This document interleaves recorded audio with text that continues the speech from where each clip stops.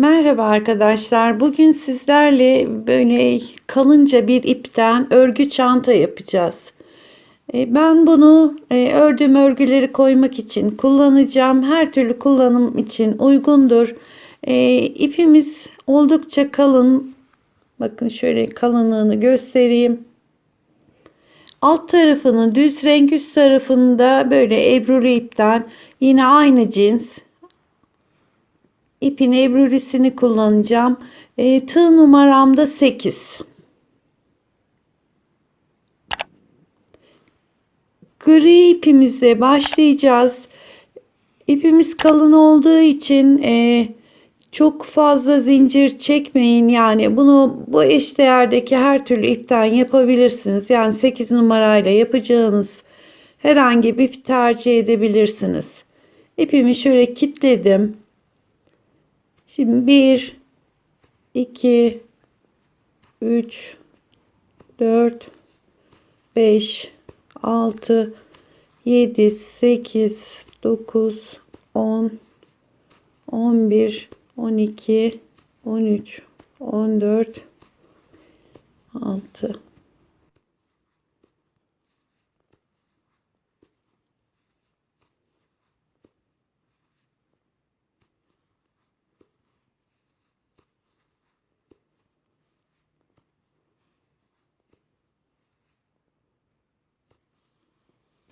29 tane zincir çektim. Şimdi geri dönüyoruz.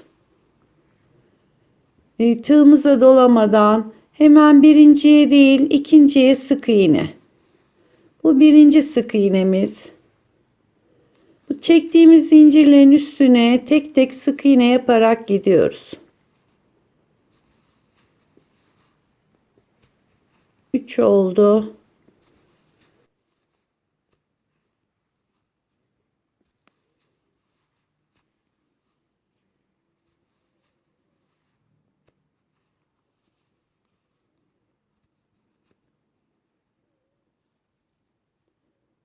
Altı tane sık iğnemiz oldu. Sonuna kadar böyle gidiyoruz. 7,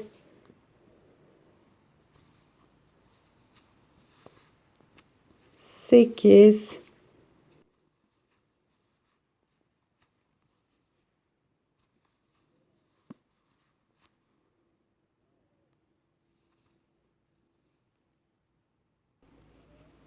'Ben zincirin sonuna kadar geldim. Bir zincirimiz var. Toplamda 27 tane şöyle sık iğne yaptım.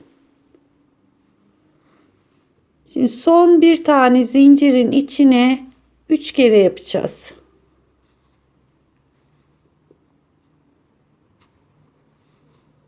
1, aynı yere tekrar batıyorum. 2 ve bir kez daha batıyorum. 3. Tam köşe noktasına 3 tane yaptıktan sonra artık her diğer taraftaki sık iğnelerin diplerine batarak yine bu tarafta da 27 tane sık iğne yapacağız. Bu sarkan ipimizi de şöyle içinde yürütelim.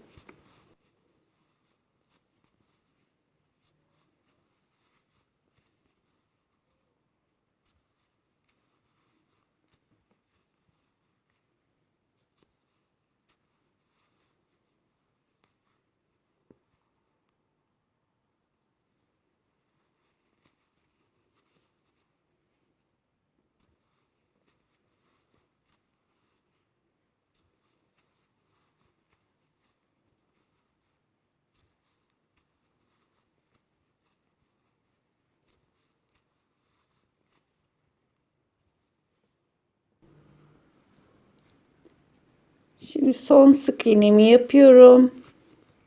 Ve başladığımız noktaya geldik. Bakın şurası döndüğümüz yer. Buraya 2 tane yapıyorum.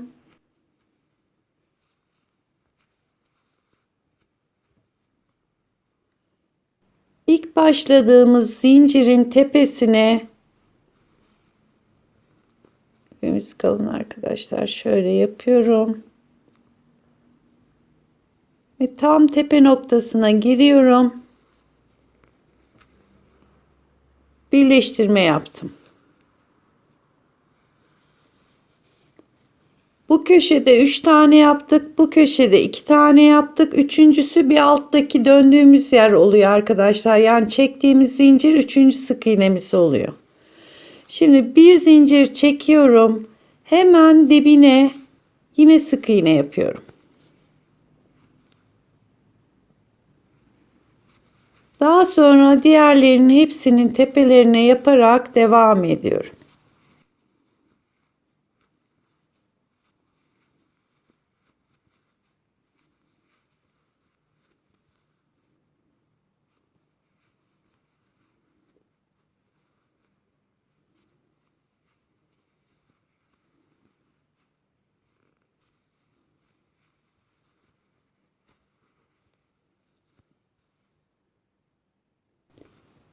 İlk köşemize kadar yine hepsine tek tek batarak geldim.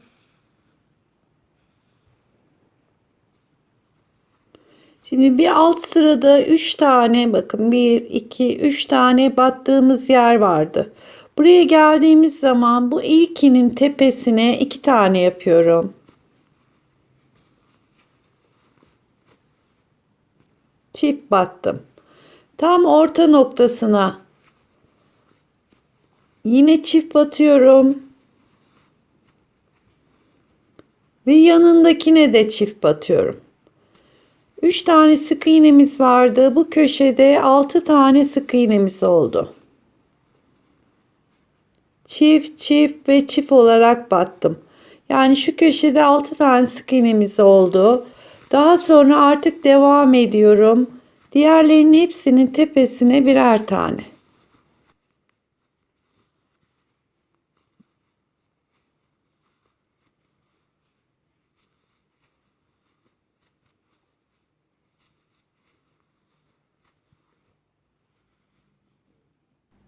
Şimdi başlangıç noktamıza kadar devam edelim.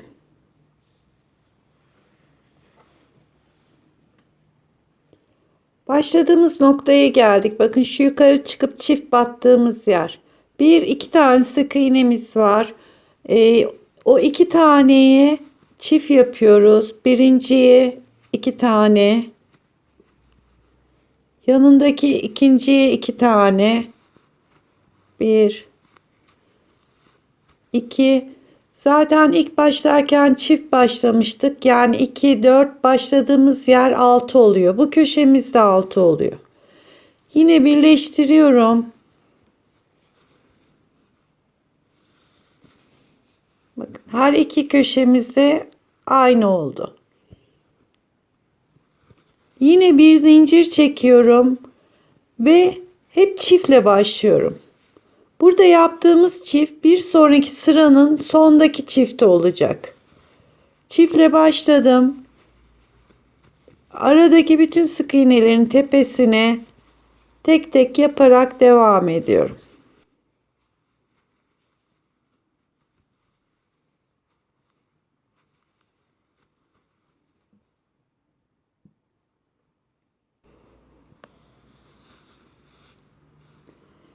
Şimdi bu köşedeki bir alt sırada 1 2 3 4 5 6 tane yaptığımız sık iğneye geldik. Şimdi bunun ilkine çift, sondakine çift yapacağız. Bu aradaki 4 taneyi tek.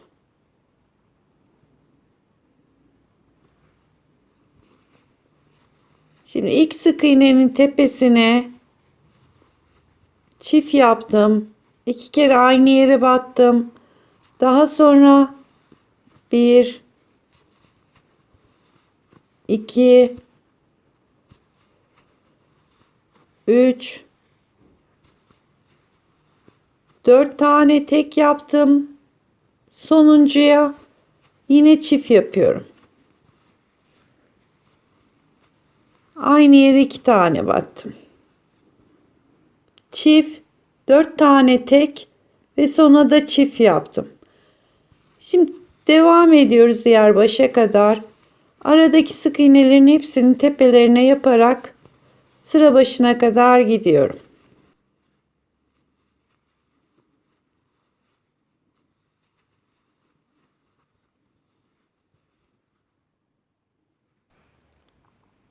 Başladığımız noktaya geldik. Bakın ilkini çift yapmıştık. Sıraya başlarken çiftle başlamıştık. Şimdi bunun yanında 1, 2, 3, 4 taneyi sayıyorum ve buradaki ilkine çift yapıyorum. Yani şu çiftimizle başladığımız için 1, 2, 3, 4 tek, buraya çift.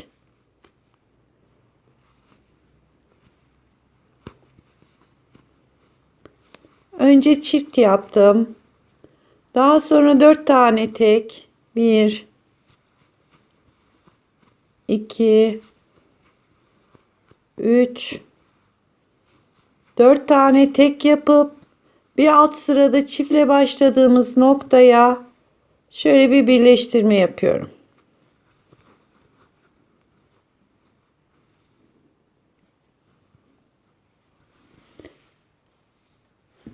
Bakın tabanımız bu. İsteyen bundan sonra bir üst sırayı artık çantanın üstüne çıkabilir.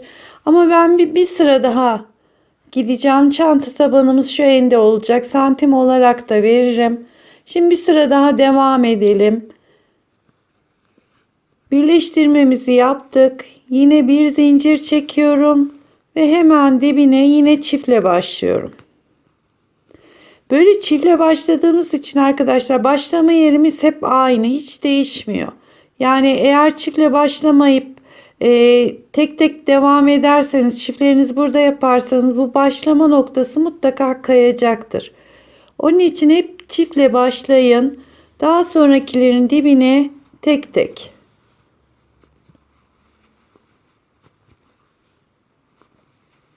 Şimdi hepsinin tepesine batarak diğer başa kadar devam edelim.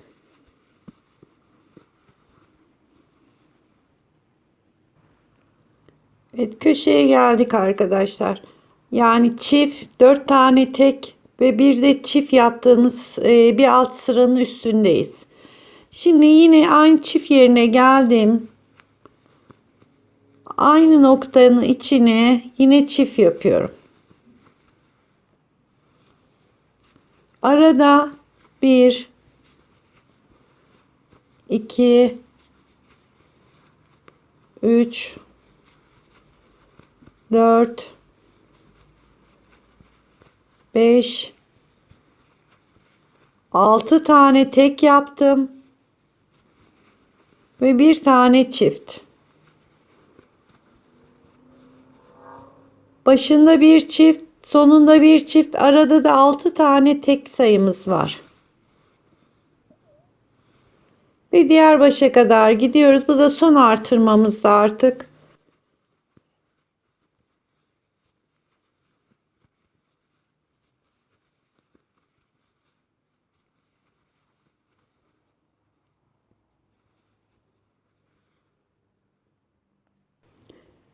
Şimdi son artırma noktasına geldik. Şurası başladığımız nokta arkadaşlar. Yani çift battığımız yer. 1, 2, 3, 4, 5, 6 tane tek olacak. Buraya çift yapıyoruz.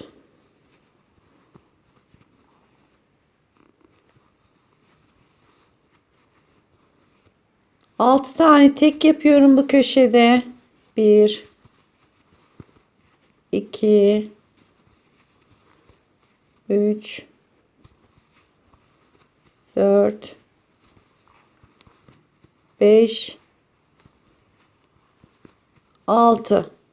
Çiftle başladığımız için bu sıranın sonu birleştirince çiftle bitmiş olacak. Pardon, şimdi artık üst sıraya geçeceğimiz için bu sıra birleştirmemizi farklı yapacağız.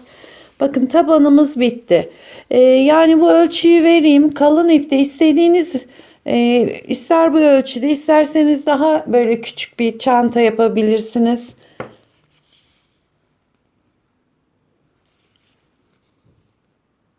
Boyu 41 santim olmuş. Çantamızın eni de şöyle yani 8-9 santim arası, 8,5 santim diyelim. 8,5 santim olmuş. Dediğim gibi bu aradaki zincir sayısını ne kadar isterseniz çekebilirsiniz. Mesela biz 29 zincir çekmiştik herhalde. Yarısını çekerseniz şu ebatta bir çanta olur. Yani o zincir sayısının ayarlamasından çantanız tamamen büyür veya küçülür. Şimdi üst sıraya çıkıyoruz. Artık bundan sonra artırma veya azaltmamız olmayacak. Hep şöyle birleştirme yapmıştık. Fakat artık şu tepelerine batıyorum. Bakın. Zincirlerin şuradaki tepelerine batacağım. Yani araya girmeyeceğim. Şöyle tuttuğumuz zaman tepede görünen zincirlerin arka tarafındaki ilmeklere batacağım. Hemen ilkinden başlıyorum. Birleştirmeyi böyle yapıp artık döne döne devam edeceğim.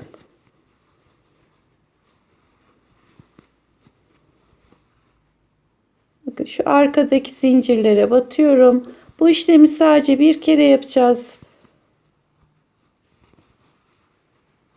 Çantamızın yukarı doğru dönmesini sağlayacak bu.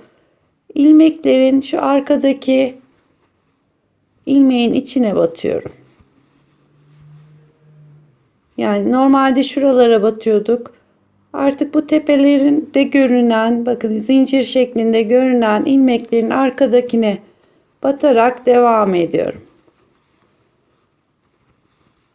Köşeye geldiğimiz zaman da hiç artırma yapmadan tek tek hepsinin tepesine batarak devam edeceğim.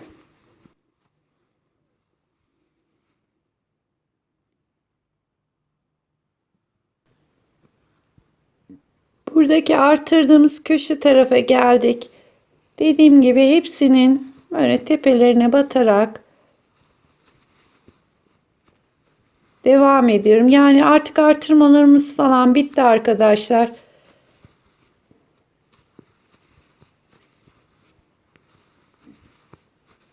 Bakın bu çantamızın şöyle yukarı doğru dönüşünü sağlayacak.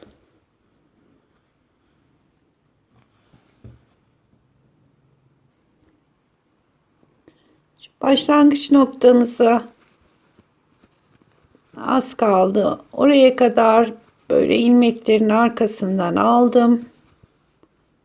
2 tane daha var.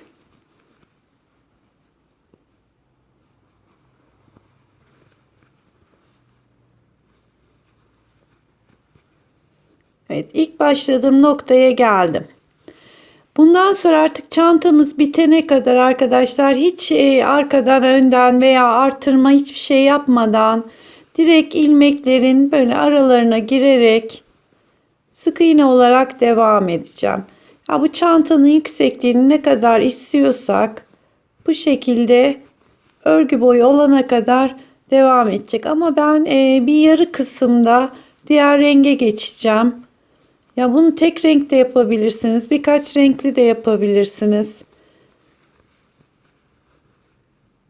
Kışın penyelerden değil de böyle örgü ipten, yünlü karışık ipten yapmak istedim.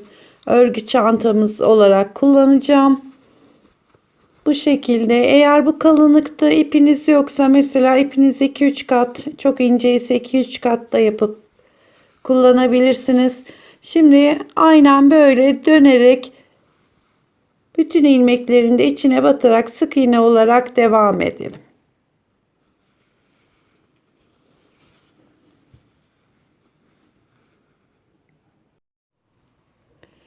Şimdi çantanın yarısına kadar geldim.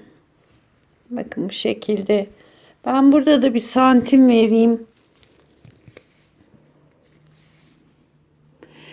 Şu tabandan sonra şu çizgi yapmıştık arkadaşlar. Oraya kadar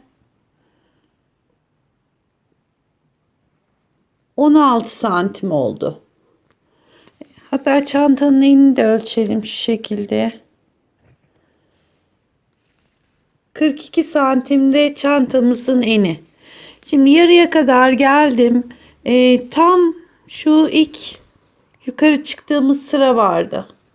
Oralarda diğer rengime geçeceğim. Yani ebrülü olan ipime. Hatta bütün ipleriniz bittiği zaman geçişlerin hepsi aynı şekilde olacak. Yani şu aralarda da iplerim bitti. Hep yürüterek ipi ekledim. Aynı burada geçtiğimiz gibi diğer iplerinizi de aynı şekilde ekleyin.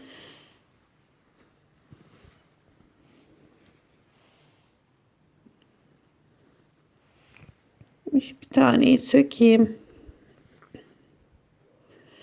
Şimdi gri ipimden bir tane ilmeği aldım. Fakat onunla çekmiyorum. Diğer rengimi alıyorum. Hatta onu da şu grisinden başlayalım. Buradaki iki ilmeği yeni takacağım iple çekiyorum.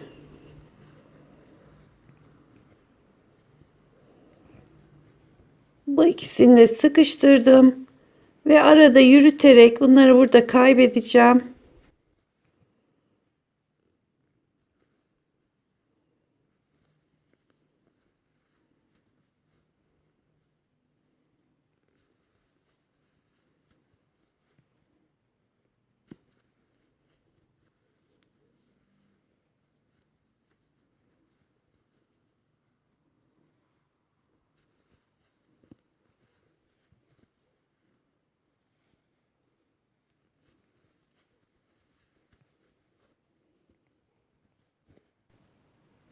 Evet, bu şekilde de diğer yarı kısmını da böyle çantamızın ebruli renkte yapacağım.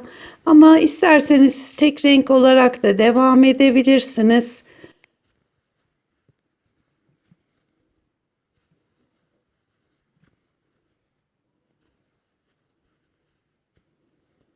Bütün bu kalan iplerimi yürütüyorum. İçinde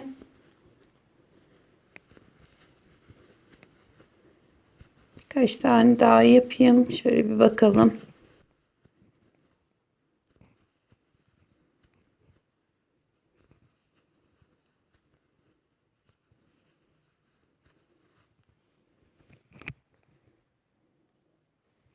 Bakın bu şekilde devam edeceğim. Şurası diğer renge geçtiğimiz yer, çantamızın yan kısmına gelecek. Yani tam yan kısmı orası. Bu şekilde de bir yaklaşık burası sıra olarak da vereyim. 1, 2, 3, 4, 5, 6, 7, 8, 9, 10, 11, 12, 13, 14, 15 sıra griden yapmışız. Şimdi bu ebruli ipimizde yaklaşık bir 11-12 sıra kadar yapalım. Bir ebatına bakalım. Şimdi renkli ipimize geçtikten sonra 1, 2, 3, 4, 5, 6, 7, 8, 9, 10, 11 ve 12 sıra ördüm. Daha sonra çantamızı şöyle yapıyoruz. Tam orta noktasını buluyoruz. Yani bu işaret koyduğumuz orta noktadan diğer orta noktaya kaç tane sık iğne varsa bu tarafta da aynı var. Yani şu arası tam orta noktamız.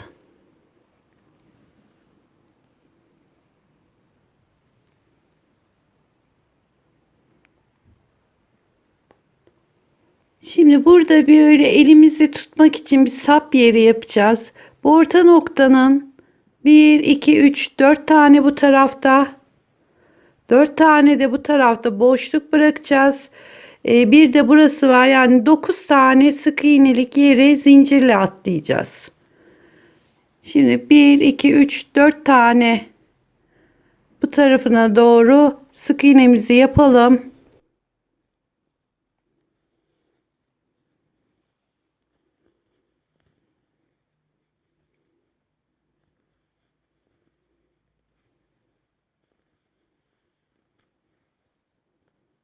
Evet. 1, 2, 3, 4. 9 tane zincir çekiyorum.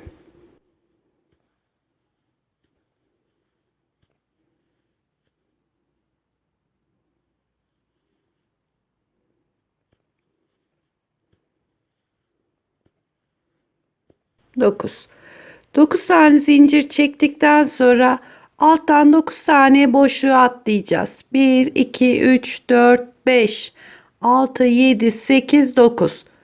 10'uncuya sık iğne olarak batıyoruz.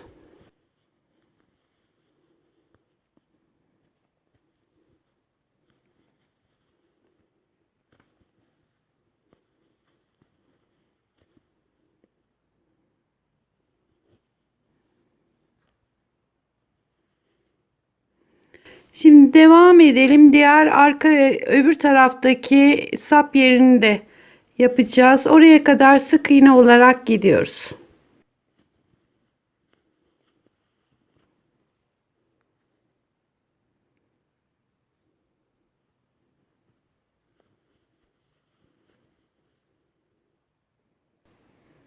Şimdi diğer tarafı da aynı şekilde 1, 2, 3, 4, burası orta noktamız 5, 6, 7, 8, 9 tane boşluk atlıyorum. 10'uncuya 9 zincir çektim. 10'uncuya batıyorum.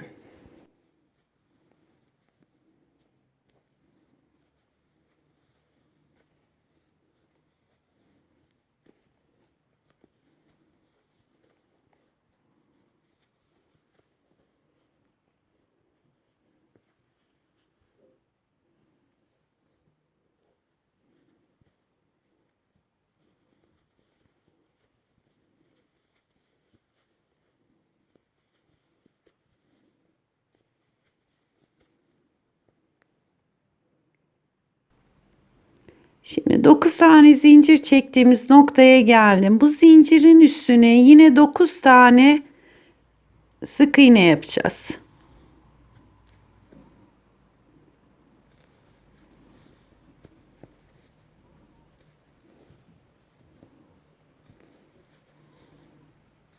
Üç,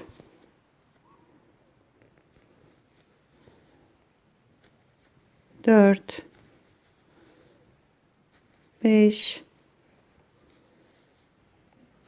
6,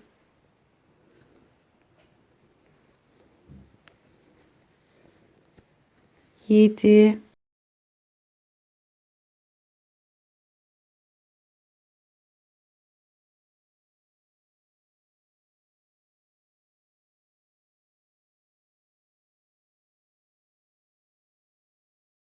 8 ve de bu da son zincirimiz. Çok sıkı çekmişim arkadaşlar. Bu da 9. Şimdi artık diğer boşlukları yaparak gidiyoruz.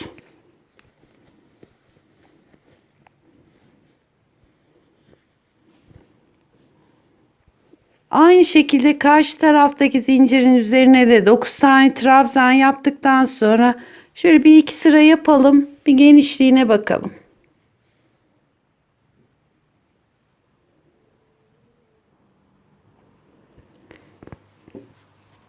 Çantamızda şimdi tam şu yukarı çıktığımız nokta hizasına geldikten sonra artık son sırayı yapıyorum. Zincirden sonra da 1, 2, 3 sıra sık iğne gittim. Bu yeterlidir sap için. Şimdi ağız çantamızın ağız kenarı daha sıkı olsun diye sık iğne gibi girdim. Buradaki ilmeğin içinden geçirdim. Giriyorum ve bir önceki ilmeğin içinden geçiriyorum.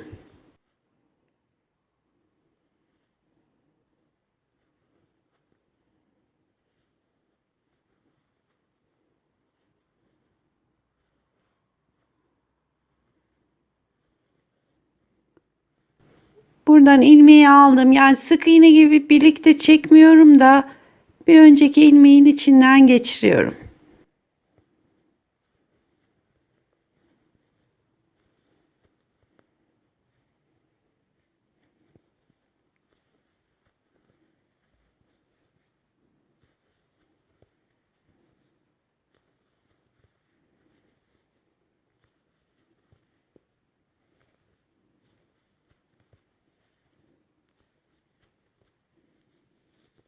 Evet, bu şekilde bütün etrafını bakın şurada bir kalınlık olacak ağız kısmında. Bütün etrafını bu şekilde devam edelim.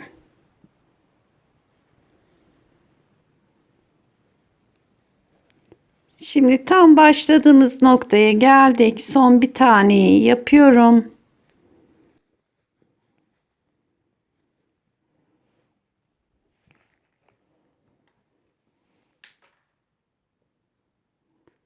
Şöyle ipimi kestim.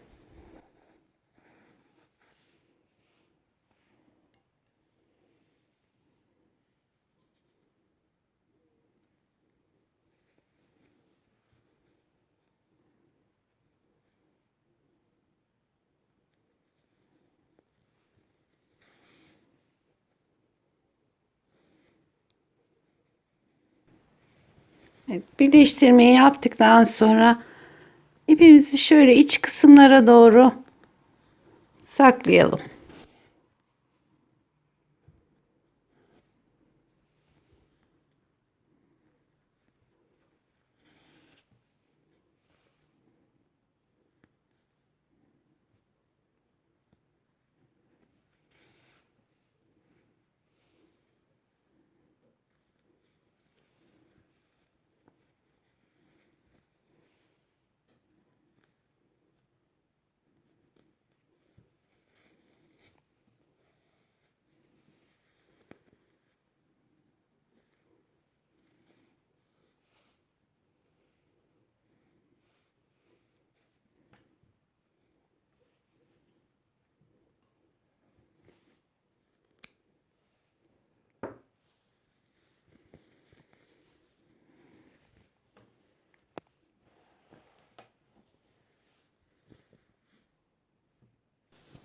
Evet, çantamız gerçekten yünlü ipten kışlık için çok güzel bir çanta oldu.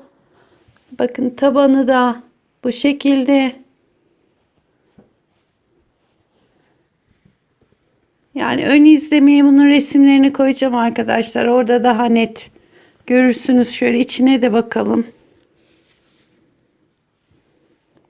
Bakın ipleri hep yürüterek yaptığımız için içi de tertemiz. Ama yine isterseniz içine astar yapabilirsiniz veya yaptırabilirsiniz. Çantamız bu şekilde. Yapacak arkadaşlara kolay gelsin.